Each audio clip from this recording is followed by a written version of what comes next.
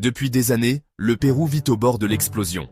Les présidents tombent les uns après les autres, emportés par la corruption, les scandales et la colère d'un peuple qui n'y croit plus. Pendant que Lima s'enrichit, les Andes s'enfoncent dans la pauvreté. Le salaire moyen ne dépasse pas les 300 $, et dans les campagnes, on survit avec 10 fois moins. Les routes sont défoncées, les hôpitaux vides, les écoles délabrées. Voilà le décor. Pour comprendre la crise d'aujourd'hui, il faut remonter à 2022. Pedro Castillo, instituteur venu du peuple, accède au pouvoir avec la promesse de justice sociale. Un an plus tard, il est destitué, arrêté, accusé de coup d'État. Sa chute déclenche la colère. Dans les montagnes, dans les villages oubliés, la jeunesse se lève. Pas pour un homme, mais pour une idée, reprendre le contrôle d'un pays confisqué par une élite de Lima, déconnectée de la réalité. Janvier 2025. Le Pérou s'embrase de nouveau. C'est la génération Z qui mène la marche. Ils ont grandi avec TikTok, mais aussi avec la faim et la colère. Ils organisent, sur Telegram et Discord, des rassemblements dans tout le pays.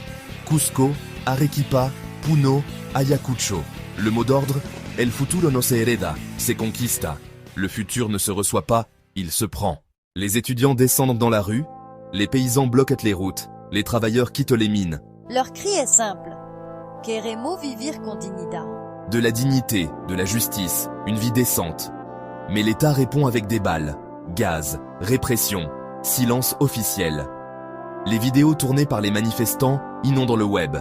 Jeunes fauchés, drapeaux tachés de sang, hymnes chantés dans la fumée.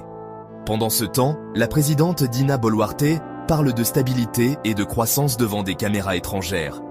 Ironie du sort, elle promet la paix à Davos pendant que son peuple enterre ses enfants.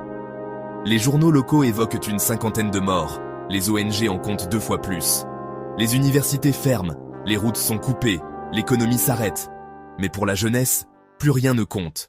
C'est une génération sans leader, sans parti, sans peur. Une génération qui n'a connu que le chaos politique et la corruption. Ils n'attendent plus de messie.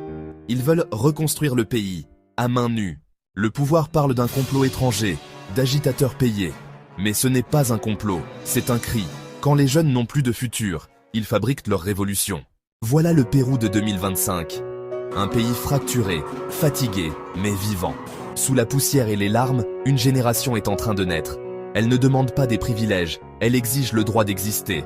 Et si demain, on raconte leur histoire, peut-être qu'on dira ceci, ce n'était pas une émeute, c'était le début d'un